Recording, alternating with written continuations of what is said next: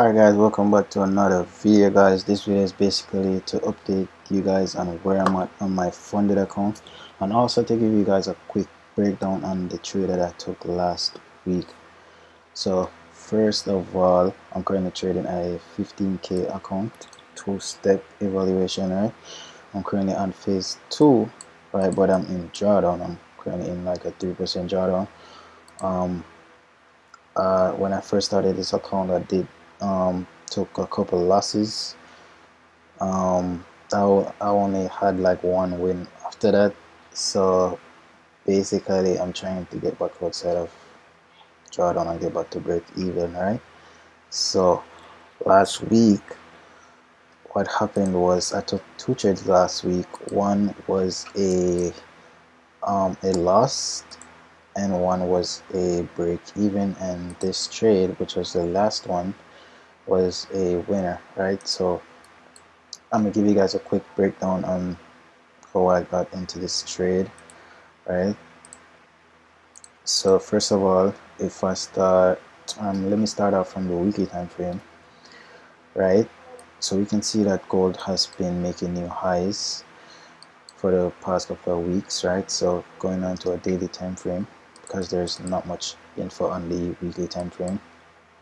There's also not much information on the daily time frame, other than that we did have these 3 days that rejected this area, showing that we did have some selling pressure, or buyers were failing to actually break past this level. So what I was waiting for was a break of this level, and we did get that break, right? So after we got this break and this close above this area of resistance, right, what I was simply looking for was a retest of this resistance level to see if this level will actually turn into support, right?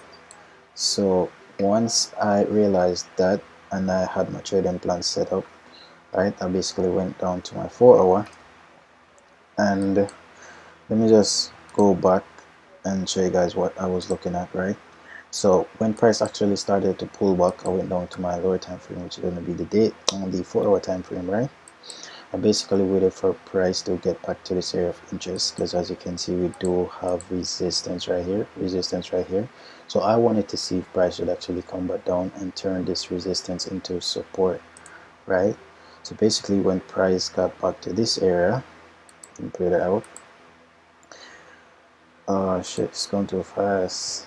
So when price got back to this area, right, I went down to my lower time frame, which is going to be the 1-hour, right? Basically the 1-hour and the 30-minute time frame is where I take my entries, right? So once price is at my area of interest, then I'm going to be looking to buy from the 1-hour or the 30-minute time frame, right? So let me just play this out. So right after I saw this candlestick, so I was initially gonna take the trade after this candlestick right here close, but I was like, this is not much of a engulfing candlestick, right? Because whenever I enter a trade, I like to see my entry candlestick close above the previous candlestick, right? Which this candlestick did fail to close above this previous one, so I waited a bit, and I think news came out at 8 a.m. As you can see, we did have some news right here, and price came all the way down here, then flew back up above support, and then ended up closing back above support.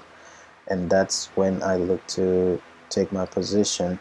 I was looking to take my position after this candlestick closed back above support, because when this candlestick closed back above support, it basically was telling me that buyers are interested in longing this area. So I took my entries somewhere along this candlestick right here.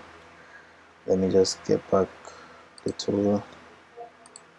Yeah, so my entry was around this area right here, because I wanted to see price actually break these highs if I was going to go long. So I did kind of get into the market kind of late, but you know, I still ended up making a buzz, right? So let me just play that out. So basically I did went down into drawdown, ended up closing my trading view and just letting price do whatever I wanted to do. Came back later and price was basically in profit, and I basically just left it and let price did what it wanted to do. I'm basically like, I could have got another entry right here around this 1 hour level of support and resistance, right? But what I was thinking was that if I was supposed to enter right here, then what if I got stopped out? Because remember, I was already in drawdown, so I'm even more protective of my capital, right? So I was like, I don't want to enter right here, then being stopped out, then this position go to TP, then I only get 1%, right? So this was like more like a fear of losing this trade, so that's why I missed out on profits, because this did went up into TP, as you can see. So I literally just let price do whatever it was doing, and I got my TP hit around, I think, Thursday night or like Friday morning. Let me see.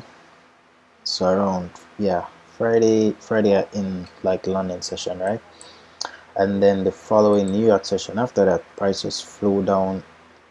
Like, even if I was in the trade, I would have been in drawdown. So price hit my TP perfectly, then went all the way back down into support, right? And that's basically how I got this 1 to 2 trade right here. This trade, I think this trade took about 2 days or a day and a half.